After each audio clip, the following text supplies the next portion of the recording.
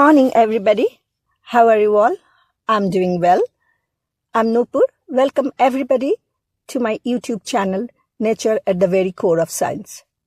I will be continuing my reading from the story Old Yeller. In our last episode, which is chapter 5, we saw how Old Yeller saved Erlis from the mama bear.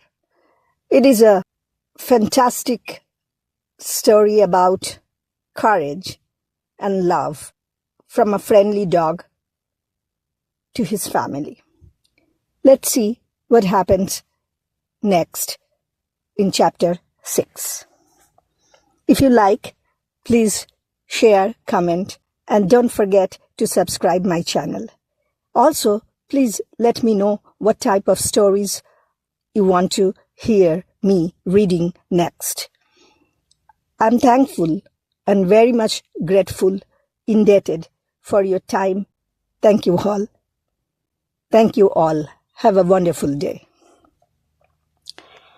Till little Erlis got us mixed up in that bear fight, I guess I'd been looking on him about like most boys look on their little brothers. I liked him all right, but I didn't have a lot of use for him. What with his always playing in our drinking water and getting in the way of my chopping axe and howling his head off and chunking me with rocks when he got mad, it didn't seem to me like he was hardly worth the bother of putting up with. But that day, when I saw him in the spring, so helpless against the angry she-bear, I learned different. I knew then that I loved him as much as I did Mama and Papa. Maybe in some ways even a little bit more. So it was only natural for me to come to love the dog that saved him. After that, I couldn't do enough for Old Yeller. What if he was a big, ugly, meat-stealing rascal? What if he did fall over and yell bloody murder every time I looked crossways at him? What if he had run off when he ought to have helped with the fighting bulls? None of that made a lick of difference now. He would pitch in and save little Erlis when I couldn't possibly have done it, and that was enough for me. I petted him and made over him till he was wiggling all over to show how happy he was. I felt mean about how I would treated him and did everything I could do to let him know. I searched his feet and pulled out a long mesquite thorn that had become embedded between his toes. I held him down and had Mama hand me a stick with a coal of fire on it so I could burn off 3 big bloated ticks that I found inside one of his ears. I washed him with lye soap and water, then rubbed salty bacon grease into his hair all over to rout the fleas. And that night after dark, when he sneaked into bed with me and little Erlis, I let him sleep there and never said a word about it to Mama. I took him and little Erlis squirrel hunting the next day. It was the first time I would ever taken little Erlis on any kind of hunt. He was such a noisy pest that I always figured he would scare off the game. As it turned out, he was just as noisy and pesky as I had figured. He would follow along, keeping quiet like I told him, till he saw maybe a pretty butterfly floating around in the air. Then he would set up a yell you could have heard a mile off and go chasing after the butterfly. Of course he couldn't catch it, but he could keep yelling at me to come help him. Then he would get mad because I wouldn't and yell still louder. Or maybe he would stop to turn over a flat rock. Then he would stand yelling at me to come back and look at all the yellow ants and centipedes and crickets and stinging scorpions that went scurrying away hunting new hiding places. Once he got hung up in some briars and yelled till I came back to get him out. Another time he fell down and struck his elbow on a rock and didn't say a word about it for several minutes until he saw blood seeping out of a cut on his arm. Then he stood and screamed like he was being burnt with a hot iron. With that much racket going on, I knew we would scare all the game clear out of the country, which I guess we did, all but the squirrels. They took to the trees where they could hide from us. But I was lucky enough to see which tree one squirrel went up, so I put some of little Erlis's racket to use. I sent him in a circle around the tree, beating on the grass and bushes with a stick while I stood waiting. Sure enough, the squirrel got to watching little Earlies and forgot me. He kept turning around the tree limb to keep it between him and little Earlies till he was on my side in plain sight. I shot him out of the tree the first shot. After that, Old Yeller caught on to what game we were after. He went to work then, trailing and treeing the squirrels that little Earlies was scaring up off the ground. From then on, with Yeller to tree the squirrels and little Earlies to turn them on the tree limbs, we had pickings. Wasn't but a little bit till I would shot 5 more than enough to make us a good squirrel fry for supper. A week later, Old Yeller helped me catch a wild gobbler that I would have lost without him. We had gone up to the corn patch to pick a bait of black-eyed peas. I was packing my gun. Just as we got up to the crab-rock fence that Papa had built around the corn patch, I looked over and spotted this gobbler doing our pea picking for us. The pea pods were still green yet, most of them no further along than snapping size. This made them hard for the gobbler to shell, but he was working away at it, pecking and scratching so hard that he was raising a big dust out in the fell. Why, that old rascal, Mama said, he is just clawing those peas vines all to pieces. Hush, Mama, I said, don't scare him. I lifted my gun and laid the barrel across the top of the rock fence. I will have him ready for the pot in just a minute.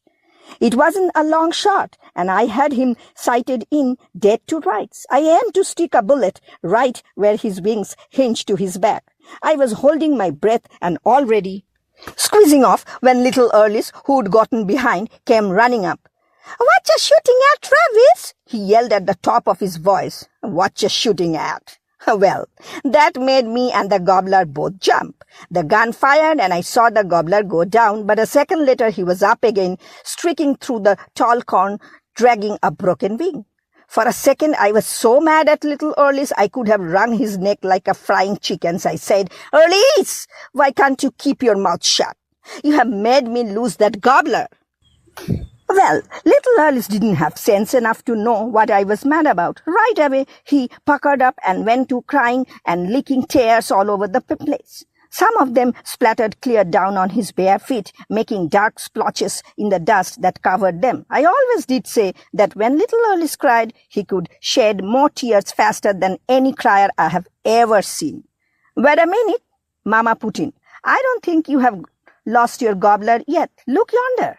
She pointed and I looked, and there was Old Yeller jumping the rock fence and racing toward the pea patch. He ran up to where I would knock the gobbler down. He circled the place one time, smelling the ground and wiggling his stub tail. Then he took off through the corn the same way the gobbler went, yelling like I was beating him with a stick. When he barked treed a couple of minutes later, it was in the woods the other side of the corn patch. We went to him. We found him jumping at the gobbler that had run up a stooping live oak and was perched there, panting, just waiting for me. So in spite of the fact that little Earlies had caused me to make a bad shot, we had us a real sumptuous supper that night. Roast turkey with cornbread dressing and watercress and wild onions that little Earlies and I found growing down in the creek next to the water. But when we tried to feed Old Yeller some of the turkey on account of his saving us from losing it, he wouldn't eat. He would lick the meat and wiggled his stub tail to show how grateful he was, but he didn't swallow down more than a bite or two. That puzzled Mama and me because when we remembered back, we realized that he hadn't been eating anything we would feed for the last several days. Yet he was fat and with hair as slick and shiny as a dog eating 3 square meals a day. Mama shook her head.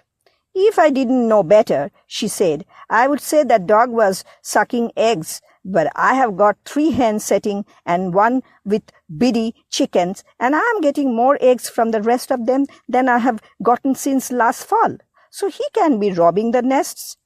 Well, we wondered some about what Old Yeller was living on, but didn't worry about it. That is not until the day Bud Searcy dropped by the cabin to see how we were making out. Bert Searcy was a red-faced man with a bulging middle who liked to visit around the settlement and sit and talk hard times and spit tobacco juice all over the place and wait for somebody to ask him to dinner. I never did have a lot of use for him, and my folks didn't either. Mama said he was shiftless. She said that was the reason the rest of the men left him at home to sort of look after the women folks and kids while they were gone on the cow drive. She said the men knew that if they took Bert Searcy along, they would never get to Kansas before the steers were dead with old age.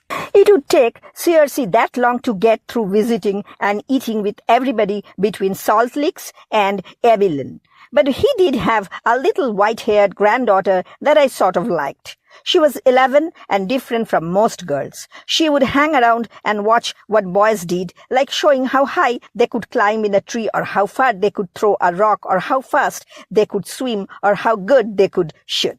But she never wanted to mix in or try to take over and boss things. She just went along and watched and didn't say much, and the only thing I had against her was her eyes. They were big, solemn, brown eyes and right pretty to look at. Only when she fixed them on me, it always seemed like they looked clear through me and saw everything I was thinking. That always made me sort of jumpy, so that when I could, I never would look right straight at her. Her name was Lisbeth, and she came with her grandpa the day he visited us. They came riding up on an old shad-bellied pony that didn't look like he would had a field of corn in a coon's age. She rode behind her grandpa's saddle, holding to his belt in the back, and her white hair was all curly and rippling in the sun. Trotting behind them was a blue-ticked she-dog that I always figured was one of Belle's pups. Old Yeller went out to bay them as they rode up. I noticed right off that he didn't go about it like he really meant business. His yelling bay sounded a lot more like he was just barking because he figured that's what we expected him to do. And the first time I hollered at him, telling him to dry up all that racket, he hushed, which surprised me, as hard-headed as he generally was. By the time Mama had come to the door and told Searcy and Lisbeth to get down and come right in, Old Yeller had started a romp with the blue-ticked bitch. Lisbeth slipped to the ground and stood staring at me with those big solemn eyes while her grandpa dismounted. Searcy told Mama that he believed he wouldn't come in the house. He said that as hot as the day was, he figured he would like it better sitting in the dog run.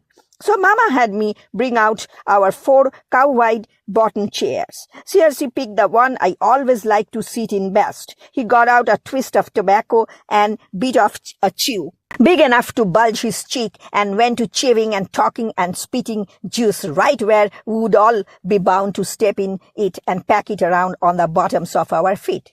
First he asked Mama if we were making out all right, and Mama said we were. Then he told her that he would been left to look after all the families while the men were gone, a mighty heavy responsibility that was nearly working him to death, but that he was glad to do it. He said for Mama to remember that if the least little thing went wrong, she was to get in touch with him right away, and Mama said she would.